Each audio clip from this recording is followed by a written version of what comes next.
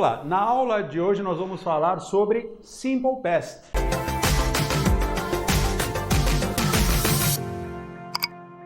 Nós tínhamos já visto aí o presente, agora a gente vai ver o passado. Tem algumas coisinhas aí diferentes, tem algumas particularidades que a gente já vai começar a entender. Em inglês nós temos aí dois tipos de verbos, né? Os verbos regulares e verbos irregulares.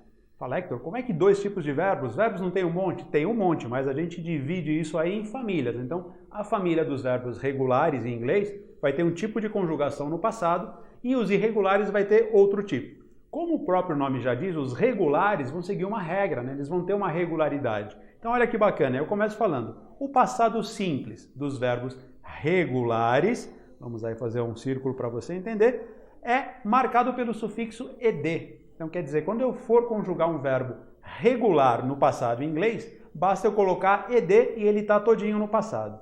Já os verbos irregulares, que eu estou sublinhando aqui para você, possuem formas próprias. Quer dizer, como o próprio nome diz, ele é irregular, ele não segue nenhuma regra. Então, cada verbo vai ser de um jeito. Hector, isso é uma bagunça. É uma bagunça. Então, a gente tem que ter muita calma nessa hora. Por quê? Do mesmo jeito que tem uma parte legal, que é o passado dos regulares, tem uma parte aí um pouco mais chata, que são os irregulares. Mas a gente usa o quê? Uma tabela dos verbos irregulares para poder entender como é que é o passado. Então, nas frases afirmativas, para nós vai funcionar assim.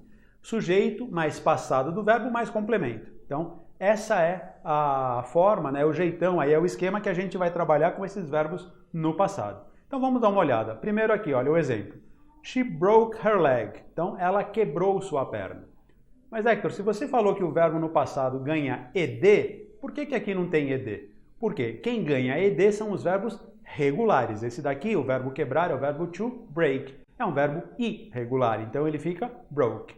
Mas olha aí o próximo exemplo. He studied. Tá? Aqui o verbo to study é um verbo regular, então o passado é formado com ed. Mas dá uma olhada aí, mas ele perdeu o Y. Ah, mas a gente já tinha visto essa regra, né? Quando o verbo termina com Y e tem consoante ou tem vogal antes, é a mesma regrinha, só que adaptada agora para o passado. Então, se o verbo terminou com Y, mas eu tenho uma consoante antes do Y, vai embora o Y e entra IED no passado. Tá? Então, essa é a regra. Então, he studied a lot yesterday. Ele estudou bastante ontem. Outro verbo aqui, the dog barked, né? O verbo to bark, nós vimos aí numa aula que é o verbo latir. Então, o cachorro, né, o cão latiu bastante na noite passada. The dog barked a lot last night. Então, verbo regular. Então, acrescenta aí só o ed. Outro verbo irregular, o verbo wake. Então, they woke up late this morning. Eles acordaram atrasados esta manhã. Então, lembra aí que nós temos dois tipos de verbos, regulares, e o passado vai ser acrescentar ed, ou os irregulares, que aí a gente precisa dessa tabela, que a gente vai dar uma olhada aqui em seguida. Então, lembra aí que a estrutura dos verbos no Simple Past, elas vão ser formadas sempre pelos regulares ou irregulares. Se o verbo for regular, a gente coloca ed. Mas, Hector, e aí aquela história da terceira pessoa do singular, né, que ganhava S no presente? No passado é melhor ainda, é mais tranquilo, porque o ed vale para todo mundo. Qualquer que seja o pronome, qualquer que seja o sujeito, o verbo ganha ed. Então pode ser he, pode ser she, pode ser I, you, they.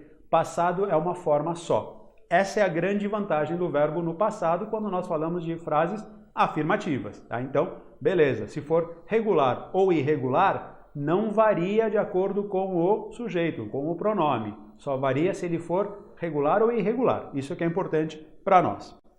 Então, aí a gente tem a tabela, né, dos verbos irregulares. E olha lá, não tem uma lógica. Por exemplo, se eu pegar um verbo aqui, vamos pegar um aleatório. Olha lá, o verbo buy. Né? To buy é o verbo comprar, que eu estou sublinhando para você aqui. Olha que bacana.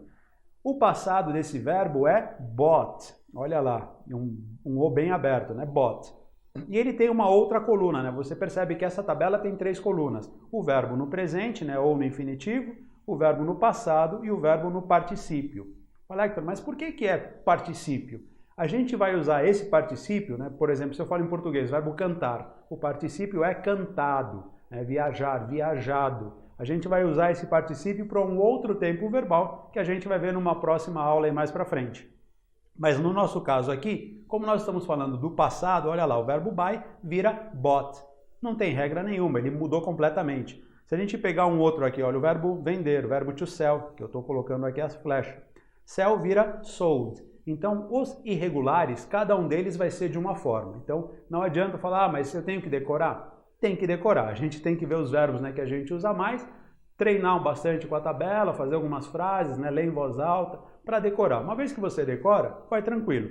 Parece muito complicado, mas não é tão complicado assim. E tem algumas exceções também. Por exemplo, se a gente pegar esse verbo aqui, o verbo ler, olha lá que eu estou fazendo a flecha agora, o verbo é read. Aí você fala, Hector, mas no passado ele é read também? Não, ele escreve igual, mas ele pronuncia diferente. Então, no presente ele é read, no passado ele é read. Você fala, pô, mas escreve igual, Hector, escreve igual, mas pronuncia diferente. Então, depende da frase, depende do contexto. Na escrita é difícil de ver, você precisa entender se a ação é uma ação que já aconteceu, né, do passado, ou se é uma ação do presente, e também ver o sujeito para poder ver se isso é presente ou se é passado. Tá? E temos aí, nessa nossa tabela, temos aqui um exemplo, olha, o verbo cut, né, por exemplo. O cut, ele é cut no presente, cut no passado e cut no particípio. Ele é tudo igual, é tudo igual. Então escreve igual, pronuncia igual, mas ele é um verbo irregular. Por que ele é irregular? Porque se ele fosse regular, ele ganharia ed. Como ele não ganha, ele é irregular. Então, cuidado com essas regrinhas aí que nós temos nos verbos irregulares. Então, lembrando sempre, verbos no passado em inglês, duas coisas que tem que ter em mente. Se o verbo é regular, terminação ed. Se o verbo for irregular, tem que ir para a tabela e ver porque cada verbo vai ser de um jeito. Beleza? Nos vemos na próxima parte. Valeu!